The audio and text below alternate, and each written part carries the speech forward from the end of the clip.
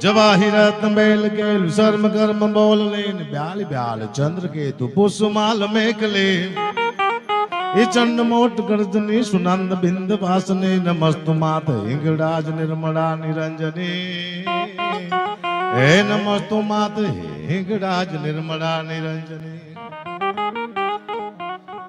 जेतपुर ना आंगणे एक वो अद्भुत दायरो इथी विशेष ખેડૂતનું આંદોલન જ્યારે થઈ રહ્યું હોય માત્ર ને માત્ર એક ન્યાય માટે થઈને બહુ નાની વાત છે કરવું હોય કોઈને તો આવી નાની વાત છે એના માટે થઈને આટલું માણસ ભેગું થાય છે। આટલા માણસો જો ન્યાય ન મળે તો એક માણસનું શું થાય તમે વિચાર કરો। આટલો માણસ ભેગું થાય જો ન્યાય ન મળે તો મારા જેવો તમારા જો એકલો માણસ ન્યાય માગવા જાય તો મળે ખરો ન્યાય ન મળે।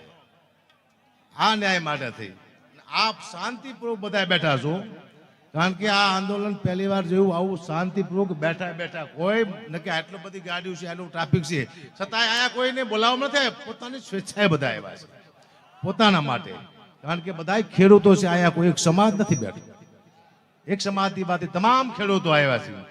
મેં મારા ગામમાં ફોન કર્યો તો મારો ભાઈ છે સરપંચ અનિલભાઈ કીધું આપણા ગામમાંથી આવા છે ને ખેડૂત તો 100 ખેડૂતને લઈને આવ્યો છે અનિલભાઈ અને દૂધના કેન ના પડી ત્યાં કાંઈ કઈ વસ્તુ લાવવા નથી છતાંય પણ દૂધના એ લોકો કેન લઈને વાયા છે। અને કાઉ ચાલા કબુલિયા આઉ જાજા કપૂત હકડી સી મેણે ભરીને હકડો છો સપૂત એમાં નિલેશભાઈ એને મને ફોન કર્યો સાહેબ એને તાળીના ગળાથી વધાયેલો મને એવો ફોન કર્યો કે અકુબા એક પ્રોગ્રામ છે ખેડૂતનો તમે આવશો અને શું લઈશો એમ મેં તું 4 મહિના પહેલા હું બોલ્યો તો કે આ એક પ્રોગ્રામ નહીં આવા ગુજરાતમાં ખેડૂતના કદાચ 50 પ્રોગ્રામ થાય તો મારે 1 રૂપિયો જોતો નથી। હવે તમને એ વાત કરું તમે આયા બેઠા છો તમારી પાસે જમીન છે એટલે તમે આવ્યા છો માગ માટે મારી પાસે જમીન છે ને તો હું શું લેવા આવ્યો છું હું તમારા માટે આવ્યો છું। એવી કોમેન્ટ આવી હતી બે કે મતલબ વિના કોઈ આવે નહીં આવું કહેવામાં આવ્યું હવે 3 પ્રકારના મતલબ હોય મારામાં તો હું આવું એક તો ફેમસ થવા માટે એ તો હું શું જ તે એટલે ફેમસ થવા માટે બીજો પૈસા માટે એ માલ લેવા નથી આ બે તો વહી જાય તો કાં તો રાજકારણમાં જવું હોય તો એ મારી પેઢીમાં કોઈ નથી જવાનું। હું અહીંથી તમને વચન આપું છું ન્યાય આપ્યું હતું કે હું કોઈ પક્ષમાં શું નહીં કદાચ લડવાનું થાય છે ખેડૂત માટે તો લડીશ પણ રાજકારણમાં હું નહીં જઉં તમને વચન આપું છું। અને આવો વિશ્વ કદાચ કોઈ આવું વચન આપણે વિશ્વાસઘાત કરે તો એને રોડમાં જ મારી નખાય। આ નથી વિશ્વાસઘાત કર્યા પછી આપણે કંઈ કરી નાખ્યા ને એ આપણી આ ફાયદો ઉઠાવે છે। મેં કીધું તું રાજકીય નેતા ન હોય તો ચોક્કસ આવીશ આવું 4 મહિના પહેલા ન હકતા અમારાથી પકડી ગયું છે હવે મુકાય નહીં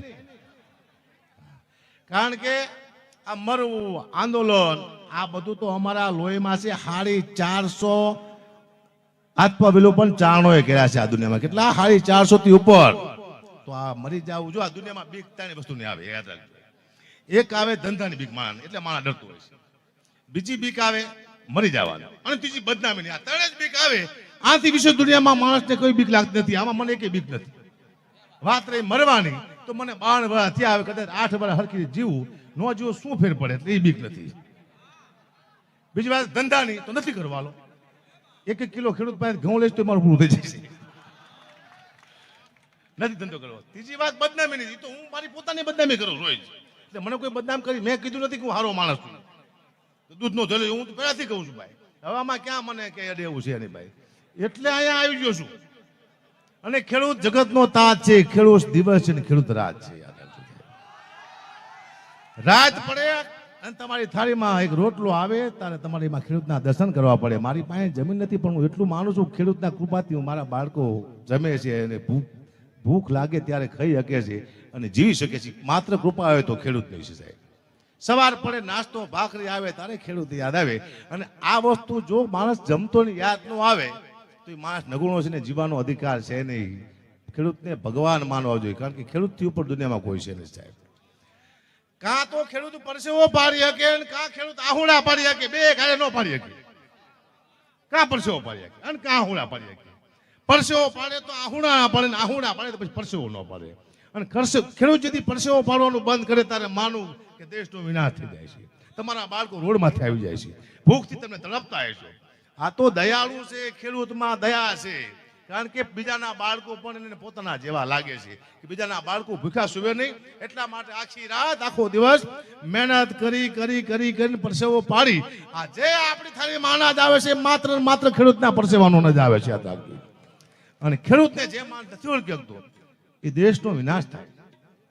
હા, તમે બીજા દેશો તમે જો કેવી ખેડૂતની કદર કરે સાહેબ. ધાબા માથે જો અનાજ વાવતા એની ઇજ્જત થતી ના સન્માન થતા હોય તો આપણું કેમ? પણ આ આંદોલન એક વિનંતી હું અહીંયા બેઠા બેઠા સરકારને કરું છું કે બે હાથ જોડીને કોઈ અપેક્ષા વિના, કોઈ સ્વાર્થ મારો આ નથી, કોઈ સ્વાર્થ નથી, કે ખેડૂતની જે કઈ માંગ છે આ પૂરી કરવાની કોશિશ કરો. આવી હું સરકારને અહીંયાથી વિનંતી કરું છું. કારણ કે સત્તાને આપણે વિનંતી કરી શકીએ, વિનંતી કરું છું. અને મારા બાપુએ 700 વીઘા જમીન વેચી નાખી નહીં, હવે મને ખબર પડી. એમને ખબર હતી થાંભલો આવશે મારો દીકરો. અને 700 વીઘામાં થાંભલા આવે એટલે હું તો મરી જ જઉં ને. હવે જમીન તો છે, થાંભલો મારી માથે મૂકે થાય. એક જ વ્યક્તિ આટલા બધા ખેડૂતને ભારે પડે છે, દુઃખની વાત છે. એક વ્યક્તિ. શું કામ? આ પહેલી વાર કોઈ રાજનેતા નથી એટલે મને આંદોલન ગમ્યું. કારણ કે કોઈ પણ નેતા તમારી દિશા ભટકાવી દે સાહેબ. તમને એટલું બધું મોટું ઊભું કર્યું હોય અને એક જ સેકન્ડમાં તમને તમારી દિશા ભટકાવી દે. નિલેશભાઈ, આ બરોબર થઈ રહ્યું છે અને આવું આવું જ કરવાનું છે આખી જિંદગી આપણે. શું એકતા? આ આંદોલન રોજ કહે તો મળી જાય ને આપણે ભાઈ. આનું જલ્દી રિઝલ્ટ આવવું જોઈએ, એને આંદોલન કહેવાય. પણ આંદોલન એવું છે શાંત, બેઠા બેઠા, કોઈ માથાકૂટ નહીં. અને આંદોલનમાં જેટલું પણ નુકસાન કરી એ નુકસાન પાછું આપણને છે, આપણા દેશને નુકસાન પહોંચાડી. પણ બેઠા બેઠા આપણે આંદોલન કરી રહ્યા છીએ. આપણો અવાજ ઉપાડી અને સરકાર બાજુ આપણે મોકલી રહ્યા છીએ.